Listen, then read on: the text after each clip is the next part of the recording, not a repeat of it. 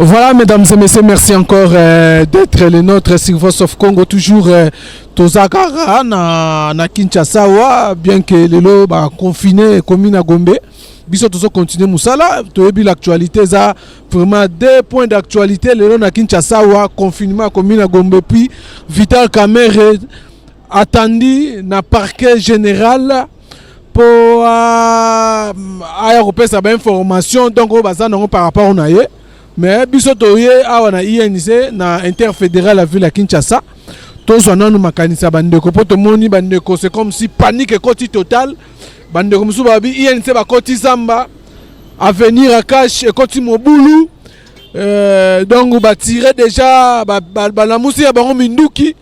Balobi en tout cas accord ya Nairobi ko za respecter poto ebi dernièrement baba ki makamba accord à Nairobi ezaka makambo entre Félix Tshisekedi na Vital Kamerhe, mais bon, bah, bien rien. Félix Kamerhe est candidat président de la République. Dernièrement, réaction, donc, interview, INC par rapport au accord, il y a Nairobi, on va dans le accord, et ça a des personnes d'ici Tango, mais ce n'est pas à l'ordre du jour. Mais tout le monde dit, invitation à Vital Kamerhe et la Moussi Marambakor, et Zanine, et ça, bang à toi, Zanine. Maître Basile Mbote Ndeko Ousmane. Voilà, Maître Basile, lelo invitation à Vital Kamerhe et créer panique. Bokomi déboussolé na kati ya INC, muntazolo ba na ndenge na ye. On sent comme si vraiment panique, toujours senti que mais panique et continue na INC. Ezanini bozo bangani. Merci Ndeko Ousmane pour to sepela kamingi mingi. Tango problème ezalaka to information ya malonga na mboka olukaka oya kozwa biso poto éclairer bana mboka et puis to pesa batu ni ma information zo de kana mboka otuni mutuna olobi INC panique to ko biso ke INC zo paniquer te parce que biso para biso to zalaka na principe moko veka azobanga veka azobangisa Vital Kamerhe bazobanga banani wana zalayoka veka azobangisa Vital Kamerhe bazobanga biso tozana biso serein olobi veka batine invitation ko répondre te yango tozosongisa mutuna est-ce que tozana mois d'avril tozana mois de mars parce que na 4 invitations tomoni ba komi mois de mars donc c'est la mars 2021 to mars 2000 naebite ata mwana na ngai naebite soka kopesa nga réponse nini wana loko limboso eloko mibale Vital Kamerhe azalaki candidat président de la République. Vital Kamerhe azalaki ancien président ya Assemblée nationale. Vital Kamerhe asime pe mo ba fonction belé awa na mboka oyo adresse na ye yebani non yo yebi pa Vital Kamerhe te ayebani. Mais eloko omoni otomoni yango ba traitango na légèreté makasi bakako déposer soi-disant invitation na service ya courrier ya présidence. Vital Kamerhe ala na présidence wane logo mususu ya misato Vital Kamerhe azana ye à l'aise azana ye calme a répondre te l'invitation oyo ezali ya le 6 mars. Le 6 mars c'est le qui soit de là le 6 mars 2021. Et là, mususu olobi net tozana biso clair. Et puis Vital Kamerhe a intouchable te. Azali directeur de cabinet ya président de la République. Azali na rang ya vice-premier ministre. Na mboka na biso parce que biso tolobi tozo faire respecter état de droit. État de droit elingi pe que non to respecter mi beko eza en place. Mi beko eza en place na mboka na biso lobi.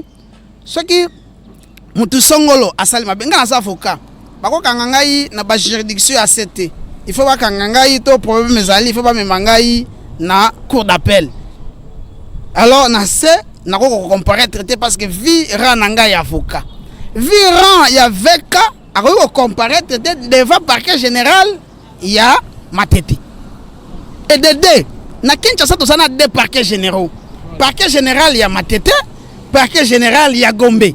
Si on veut qu'à Fandakana Gombe, prenons l'angle, même si le procureur général ou il y a Matete, c'est là qui n'a pas sa benga, et ça n'a juridiction à été. il est limité. C'est la raison pour laquelle la législation congolaise est que non. Na ville à Kinshasa, tous à la juridiction mibale, na ba province, tous à la moko na chaque chef lié. Vu grandeur, il y a pas de dossier, parce que j'ai eu le temps de passer à la faculté de droit. Je salue mon professeur Luzolo Bambi qui m'a donné ses cours, le cours de procédure. Le droit n'est que le droit lorsqu'on respecte la procédure. Balinga qui est non na Kinshasa, tous à la juridiction mibale, vu grandeur, il y a pas de dossier, vu grandeur, il y a makambo, ezala ke belé na mboka na biso. Nde balobaki bakomini songolo pakala ezala gérer na parquet général ya Matete, bakomini songolo pakala Gombe Lingwala Ngiringiri Barumbu nini ezala gérer na parquet général ya Gombe. Mais ce que c'est là qui non à comparaître devant parquet général à Gombe par rapport à la juridiction les amis balé, il fallait comparaître dans le parquet général ya Gombe et non ya Matete. Ouais, c'est élément mususu. Élément mususu. Veka en tant que directeur de cabinet à président en fonction, azali na juge naturel naie. Parce que chaque tribunal ou chaque cour est attaché na parquet songolo. Nara naie azali censé selon Mibeko, selon code nabiso ya OCJ to code ya procédure pénale et c'est que non chaque juridiction est attaché na parquet na yango. Cour de cassation est attaché na ezali attaché na parquet nango. Mais ce qui kasali likambo. Mais juridiction wana nde il faut landela. Wana peut procéder. Et puis na carte de droit. Ce qui procédure ezali déjà mabé. Forme ça mabé.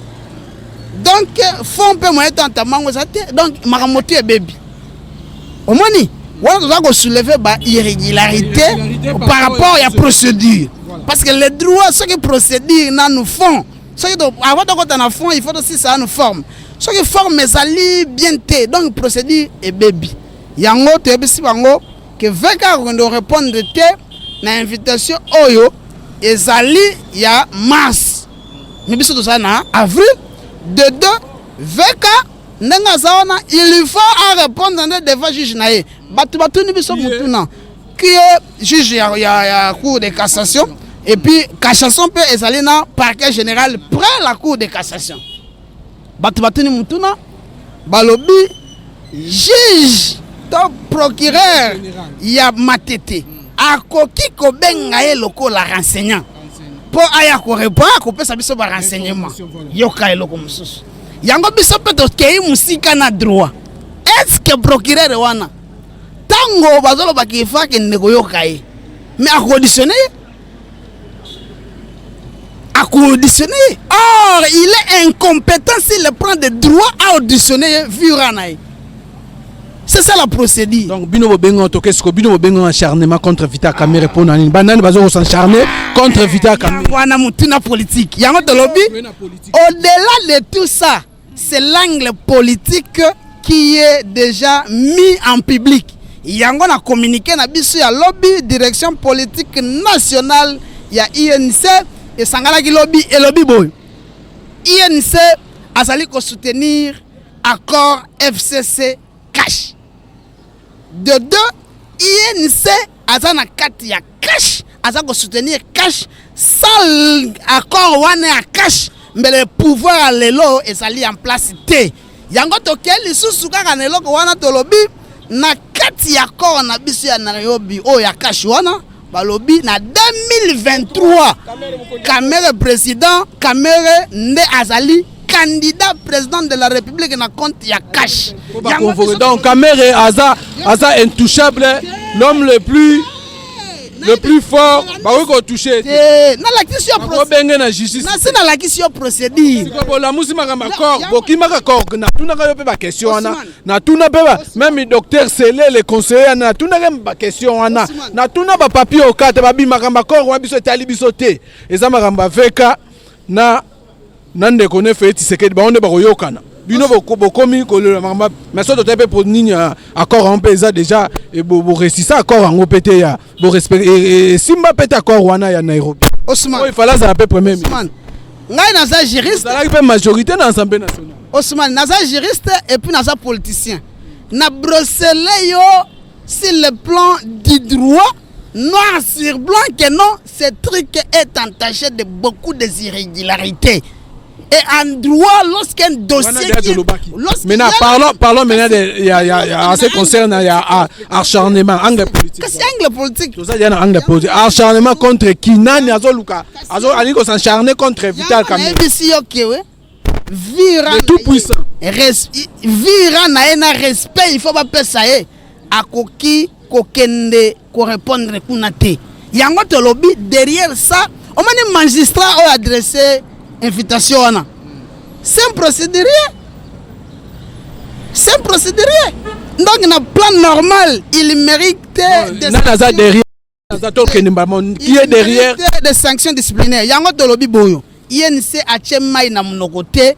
Tondimi déjà quantamé combat autre cela qui na yango ya ko changer pouvoir oyo en place. To bandi na yango ti to ke na ba élection. Bandi combat na kati to nana cash nana FCC ramuka komba esi bandi mutu tu akokutana na biso na nzela cache kufi alors te cache kufi te cache zate po bino bozana combat na bino musu boy état de yoka boboy Vital comme si Vital Kamerhe le tout puissant du Congo yoka tolobi boy to boy état justice akobenga ete mais justice bengi yeme na kata justice wana nde balobi batu songolo ba répondre devant juge tel et ça justice non justice yango. C'est ça la justice. Si vous comprenez beaucoup aspect ya justice, beaucoup mis son aspect beaucoup de politiser invitation il y a Vital Kamerhe. Voilà les mots. To politiser na politique non. Pour le bibo lo musti ba minduki non. Osman tika oye pose ba réponse c'est pas na ngai non. Opposer nga question tika nga na loba. Oui, na tiki ota. Na lobi boyo. Na lobi boyo. Na lobi boyo. Biso ndenge to sawana to sali clair. Na brosselé yo si le plan procédural ba irrégularité oh et ça là qui une invitation wana il n'est pas intouchable mais nous sommes des politiques mais nous sommes des politiques non nous sommes des politiques Vital Kamerhe c'est un Vital Kamerhe c'est un politique moi je suis politique. Lorsque nous avons fini à analyser sur le plan des droits, parce que les pas sont à INC, lorsque nous avons fini d'analyser sur le plan des droits et toi transcender sur le plan politique, il y a un ABC que tu allez prêt, tu allez soutenir accord à FCC cash. De deux, tu allez soutenir accord à cash. Et sali que non le pouvoir oyo est à la place sans lequel il faut on a biso mbele to sali tembele pe pouvoir oyo salite yango to lo biso su ke na kati ya ko wana c'est bien mentionné que non les candidats président de la République oyo ya cash comme na Vital Kamerhe oyo azali président ya Union pour la nation congolaise to politicien to lo binde clair makambo wana ezali bonne invitation. Mais invitation c'est entaché par régularité. Tout ça li, tout le bit.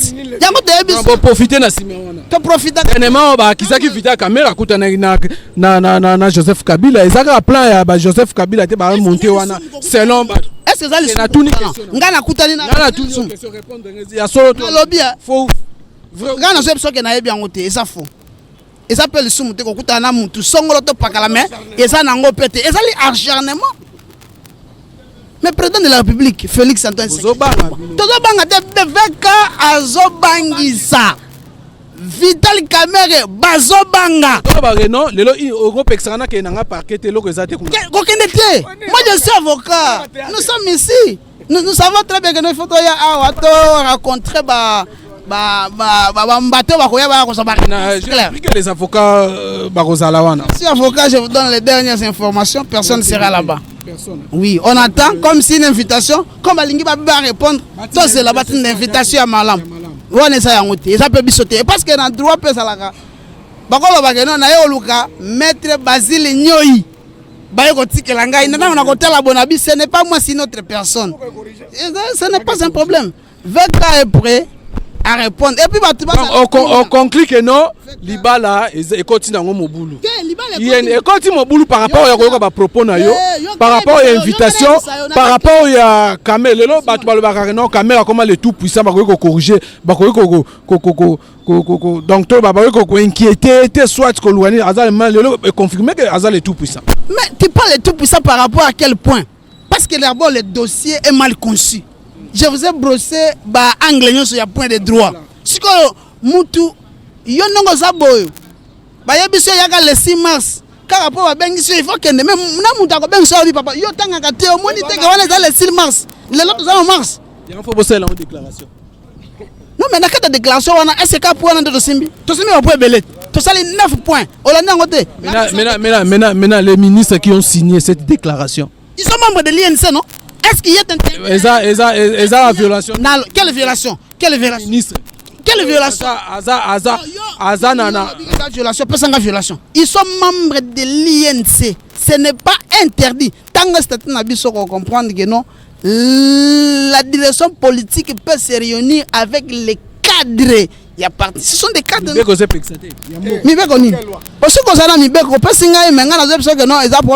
Ils ont siégé là. Ce sont des hauts cadres de l'INC. Ça fonctionne à partir. Même, comment on appelle ça? Les arrangements signés dans le gouvernement. Violent. Mais qu'est-ce qu'il y a de mal là-bas?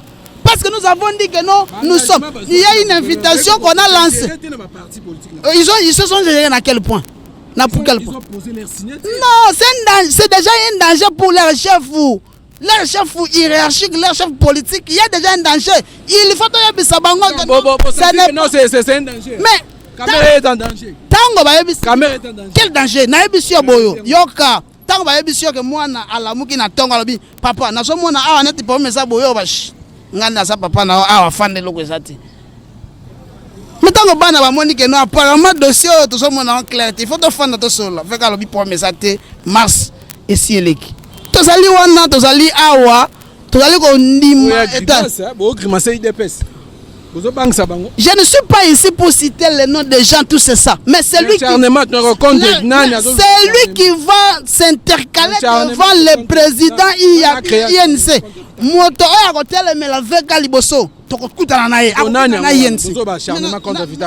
C'est lui qui se sent léger. Déjà menacé, bien, il va se prononcer. Dès qu'il va se prononcer, il va s'en charger ou bien il va rencontrer l'INC et tous les militants de l'INC. Personne ne s'acharne contre Vital Kamerhe, mais Vital Kamerhe est à la base, il y a acharnement à Imoko. Pourquoi on a lobby Ndengwana? Il s'est victimisé. Non, il s'est victimisé parce que c'est un voleur. Azamouibi, tant que Tozo. Oui, c'est long, hein, et je m'assume. Je m'assume. C'est un voleur. D'abord, Alliance Aena, président de la République, que je respecte beaucoup. Moi, j'étais contre. Mais j'étais minorisé. Je me suis incliné. Parce que Azamu Tutoyebi et Bandakala. Yalinga Koyoka Solambongo. T'as encore fait même le cola 100 francs. Vital Ndengazana. Tito. Donc, Bandeko ya INC, Bazala na Kimia. Biso IDPS tozana problème na Kamerhe. Bino créer agitation na INC. Na IDPS. Réseaux sociaux.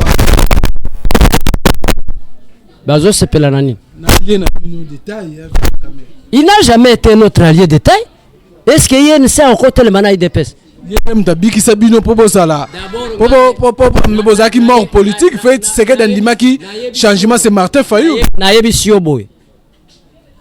Na 2018. Est-ce que Banda Koyoka y a une seule source?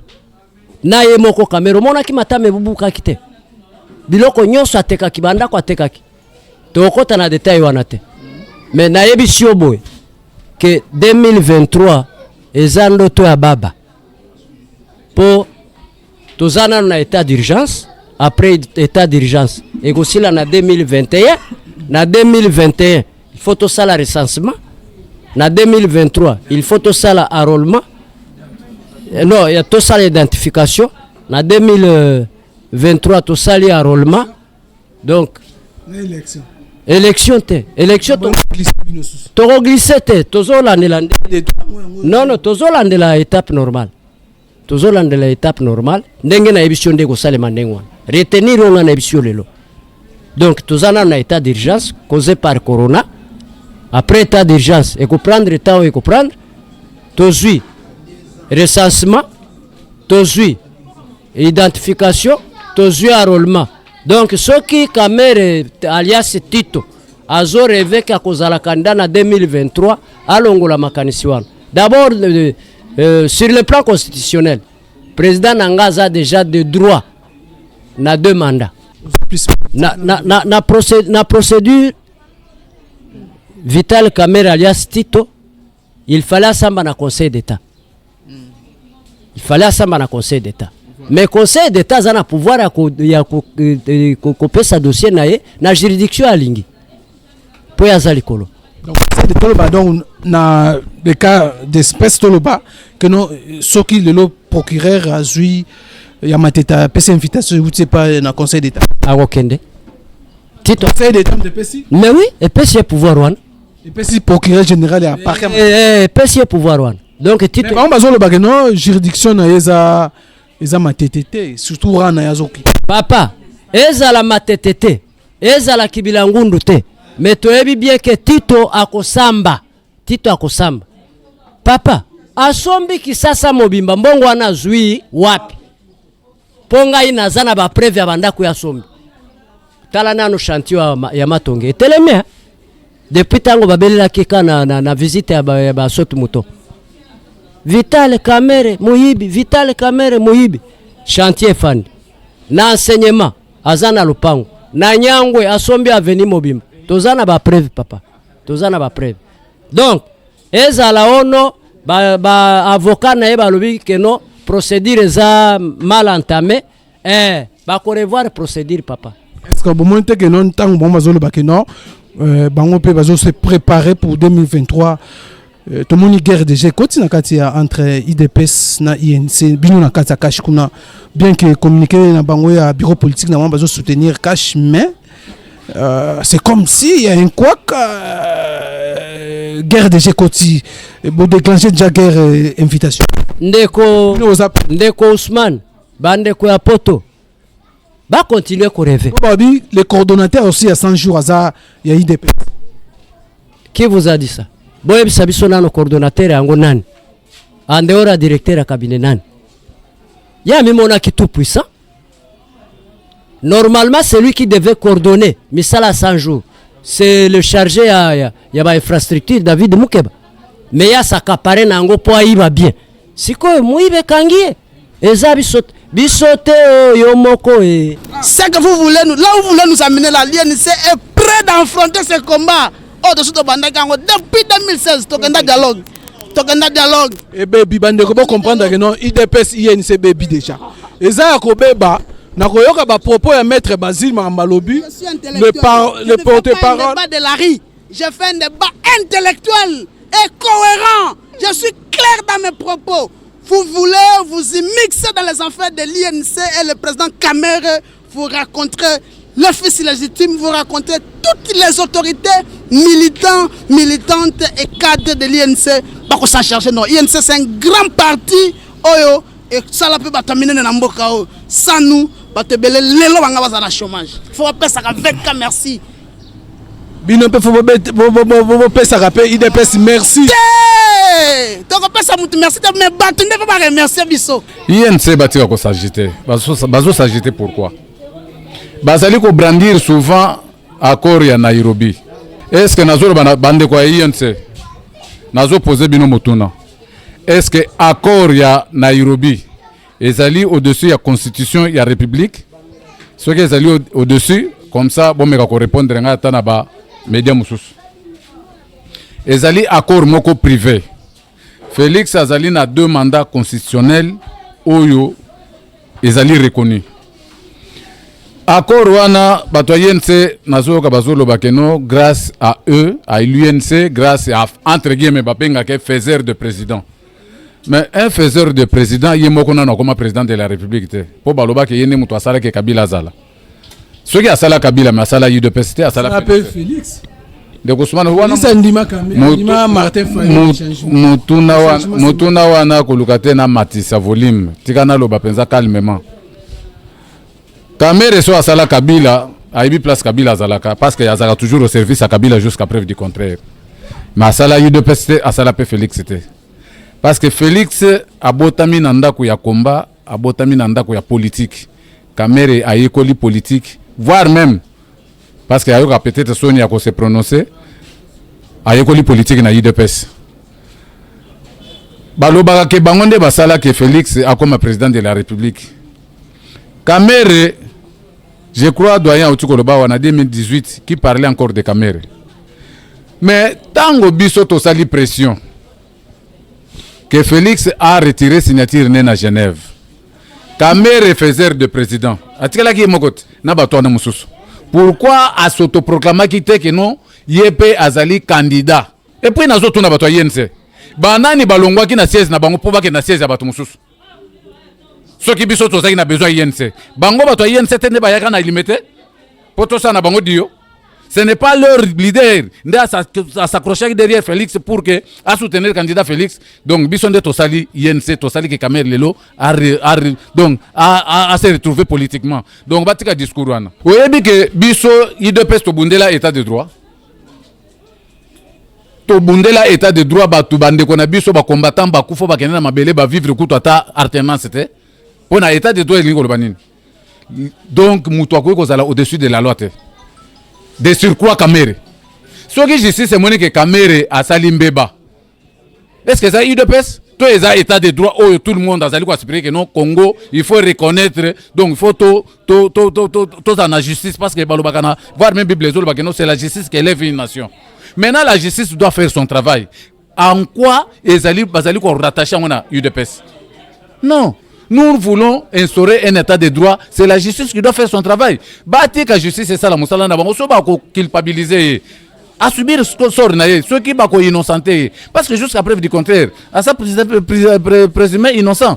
Mais pourquoi Bazali s'acharner? Voire même des hommes politiques, les députés, les conseillers, les cadres du INC. Nous avons condamné pour dire que non, ils allaient acharnement. Par rapport à quoi? En français qui c'est ça morvé, c'est mouche. Donc bah yebi quelque chose, bah yebi que non mutuna bango tellement kazali donc trempé jusqu'au dernier cheveu. Donc à côté de la kobimate, alinga kia s'accaparer na nyos, le tout puissant directeur de cabinet. Doyen autour le bango. Pourquoi Moussala wana te bazo ba keno coordonnateur ya Moussala 100 jours les ali membre mutoyi de pes. Pourquoi ça na mes liberté? Tout devait passer par Kamere. Nani a sali ba marché de gré à gré. C'est Kamere qui a ordonné que non mbongo elongwa nani na raubanga kendebo. Non. Bongo bimate ça l'aval il a fait c'est que le président. Oh papa. Oye que Félix Azaï peut auditer, Azaï déjà audité. Est-ce que bon, ce qui Félix a coupé sa ordre na Kamere. Pourquoi Félix a connu que Kamere a kendo samba? Pourquoi éclabousser? Félix a collé nanda koya mutoyo azaï ko bunde l'état de droit mutoyo a vivant modestement. Kamere c'est un cupide. Le koso mbongo alinga vivre peut-être dans un moment na ndenge je ne sais pas si banani ba vivaka. Non, il faut se contenter de ce que tu as. Tshisekedi est mort dans sa modestie. Voka wana ba tanga constitution malamu. Article 153 alinéa 3. Et le binin. Banani ba ko kendo sanga na cour de cassation. Ba za na ran ya ba ministre. Na lobby premier ministre. Papa, to za na état de droit te. Félix Alobi bossa langa dictateur, bossa les dictateurs te. Constitution et lobby nini article 153 alinéa 3. Kamere aza directeur de cabinet, c'est azali directeur de cabinet ya chef de l'état. Azali na ram moko te ou bien peut-être azali accepter que no ye faut ba kendo sambi seka kuna na moni ngote. Na auto tangelo disposition constitutionnelle. Donc Kamere ba ko sambisa ye partout ba ko linga ko sambisa ye loko ce qui peut ezali na cour de cassation ba lobi que non les parquets matete convoqué d'abord les ana ngo invitation. Ba entendre kaka que non na batutel to sambisa ki batumoko ba yaki awa tala batanga ki on dossier boy yo omoni ndenge nini ebi makambo to ebi makambo te ndeji jitango otika lobi muto lokola ndimi que non effectivement boy parce que bato batanga ki ceux qui procédure mususu ekozala ne ba ko yakola nse ou bien peut-être ba convoquer pour basa asamba. Mais invitation pamba chambule côté na INC qui c'est ça morvé c'est mouche ba vanda kimia donc les aïeux de PCT des aliko s'acharner sur Kamere mais les ali turpiti da Kamere et mokona cupidité na ye nde mutu et les ali ko kundaye penza comme c'est doit mona mboka to moni agitation et côté na bino na INC sawa pona invitation na ya ndeko mona mboka président national la INC waza directeur à cabinet chef de l'état le lob mamba to mususu nde baloba non le tout puissant Vital Kamerhe to comment constater comme si Isaiah solo comment beaucoup promettre ba représailles par rapport ya invitation ba pesi mona mboka Vital Kamerhe a se présenter na justice pour la bonne formation oyo justice congolaise bazanango mais bino na INC bokomi kaka agité bozo bangani. Merci pour mon temps de consommation na kolingana se présenter quand même nazali comme on a mamboka Douglas Soulengi nazali rapporteur à la recrutement et réputation à Ville Kinshasa nazali moko communicateur à INC et puis camériste par conviction au moins le là si boy da tenir déjà so binanzela eza tenir ya terrain so déjà bo c'est que esprit s'est changé déjà to ça la agitation mon côté to ko bangelo mon côté parce que tozali parti au ezali na pouvoir ezali parti au esala mamboka Félix a comme on a pouvoir ezali parti politique au esala que dans le open de na biso ya baneso FCC bava na mboko yo ezali na to na ta pouvoir tozali bon moko mais elero ya kokamwa batu bazo ko ignorer mamboka Vital Kamerhe. Vital Kamerhe azali grand. Vital Kamerhe fut plusieurs fois ministre.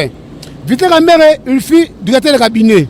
Vital Kamerhe il fut candidat présidentiel plusieurs fois. Mais le lien aussi me met la makambo. Moi na mbele ronde. On est pas makambo déclaration no bobi achat. Yoka eza déjà achat. Yoka ndeko na ba question yo tina peso ba réponse. Ko katanga malobate. Tant ko poser ba question ko tika yo. To moi déjà na forme ya mukanda wana eza déjà mabe. Yo mona ki batu ya bwana na parti na biso.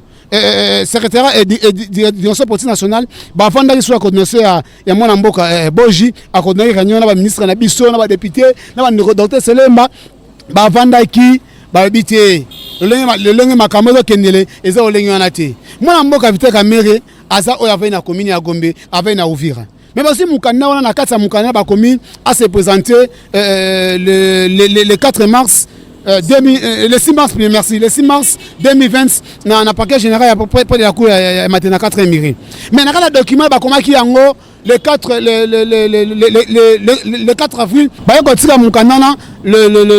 le 4 avril, n'a pas de la nation. Et c'est moi, dans Moka, Vital Kamerhe, Bissika avant n'a pas de la nation. Donc, il y a forme de Mukandana et Zali Mabe. Il y a un peu de Missou, basé na poste coalition Cash, FCC, ou Cash, IDPNC. On a biso na biso ya on a retiré attention na biso bandeko banani na retiré attention na biso moi moko Vital Kamerhe apesa batu beki parce que tango ba tshela mapeko kati mai ko bo santé muto apesa muto akati mai ke non ke okati ya makasi na yo te to kati bango mai ils ont fait 32 ans en position sa coalition sa alliance baza ko quantité mais ba monter biloko non ça fait toute pièce pas que fondamment Vital Kamerhe pour un dossier ya sur les moutons il y a programme à 100 jours mais ça n'a pas si mingi nana déjà programme à 100 jours ex Zali Félix et Zali Vital Kamerhe nous a déjà programme à 100 jours et Zali ndeko Nicolas Kazadi Azali 4 DPS nous a Zali conseiller matière infrastructure et Zali de biso président jeunesse ya IDPS et ça membre Vital Kamerhe était Vital Kamerhe so admis mbongo il y a l'état na présence c'est que ils sont sous coordination mamboka Félix maintenant quand on va fondamentalement mamboka Vital Kamerhe ben pas qu'il ne se présenter na et puis problème il y a ces années pour comme ko évoquer que non d'ailleurs 2023 toza ba candidat non mais bon ça na discours wana candidat 2023 bozongi c'est mpona basali ba tindeli invitation na to bossa na yango te to état de droit tant on l'état de droit ba droit ya moninga Vital Kamerhe azana ya ba vice ministre ndenge ndeko mayo azali ndenge ndeko ministre sisa azali azana rawana mais ko kamwa na moni bato ninga lokola un citoyen simple kabwe ba me maya aka se présenter na paquet général ya matete neto bi nièce mama Vital Kamerhe ko kende te et ba fokane ba ko kende te so ba ko banela invitation non ba banela yango mais mama Vital Kamerhe directeur cabinet mokonza mboka azo mériter respect so ba ko ben ça ba ben ça na cour ya cassation et noter ba ben ça na paquet général ya matete.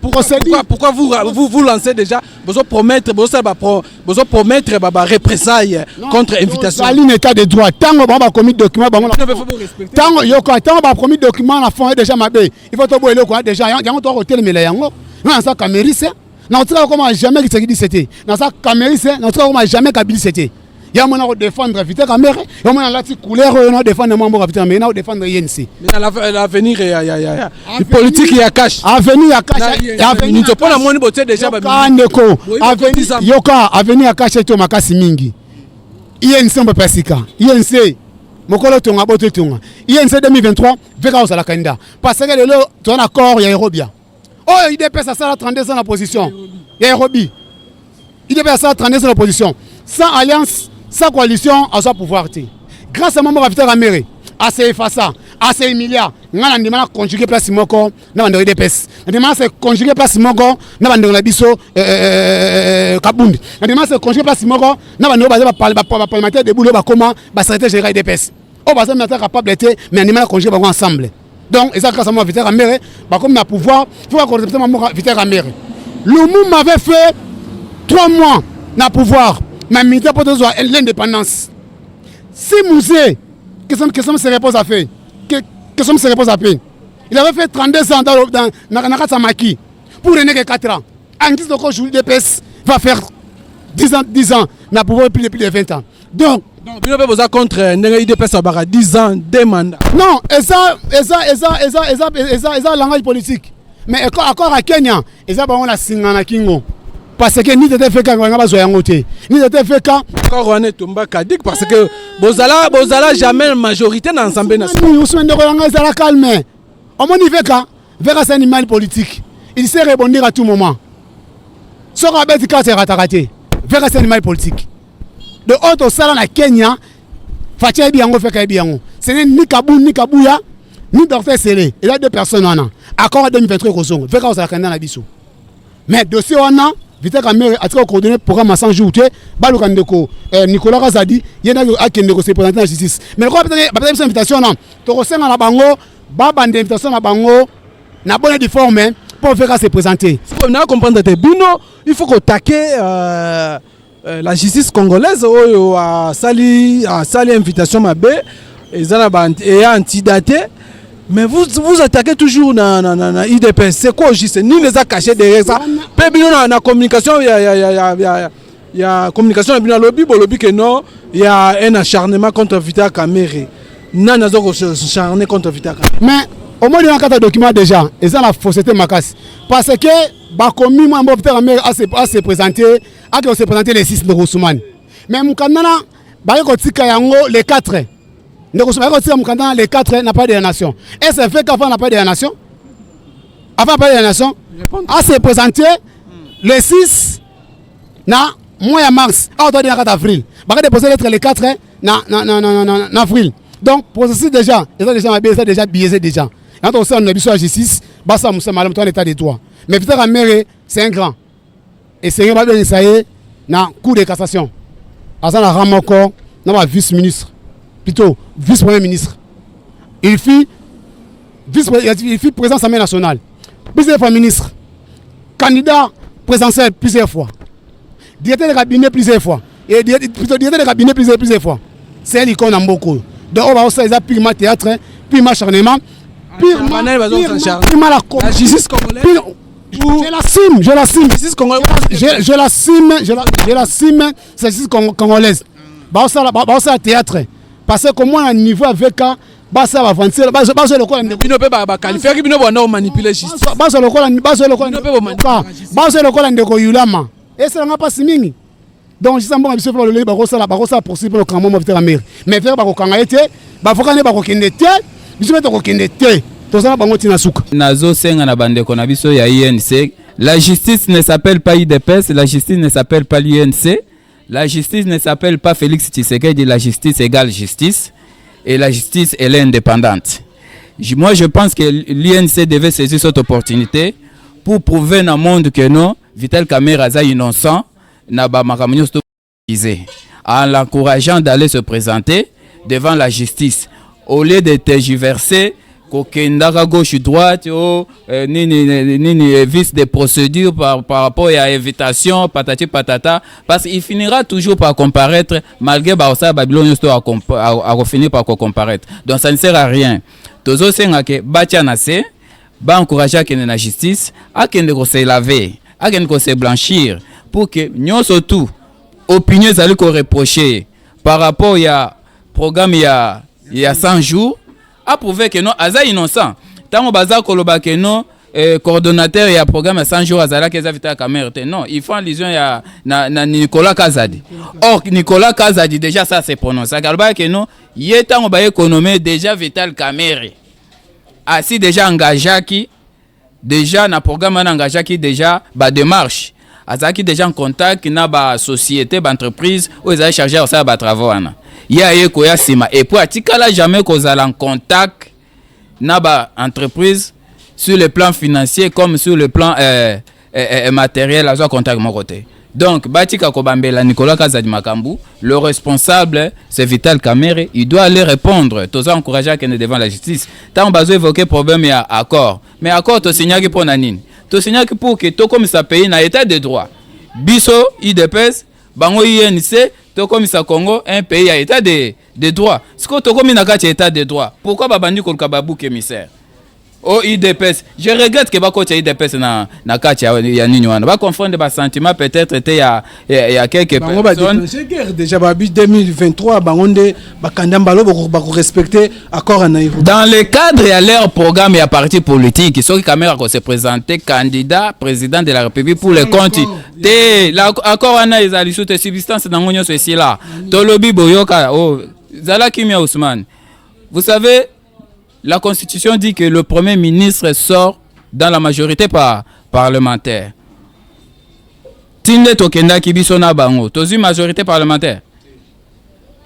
Pour ceux qui tozu majorité parlementaire, Kamerhe alingani mataza directeur à cabinet. Banga basa chantage ti à la Premier ministre selon accord.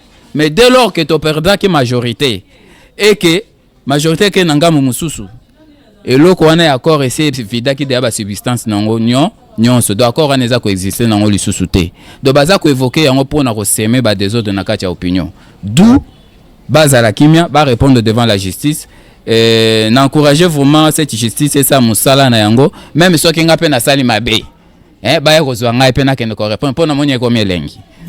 Voilà, mesdames et messieurs, ça n'est fini. Hein. Merci Nabiono Sobozoki Bakoya Kolanda Biso, Tozalaki na INC, Bolandi Ndenge Balobi, Toyepa on a IDPS, to super réaction na Bango. Et vraiment merci Nabiono So, Tokutani Mbala Simana numéro Mususu. Merci aussi na Francine Paka, na caméra et puis na montage kuna. Tokutani prochainement na numéro Mususu. Bye bye.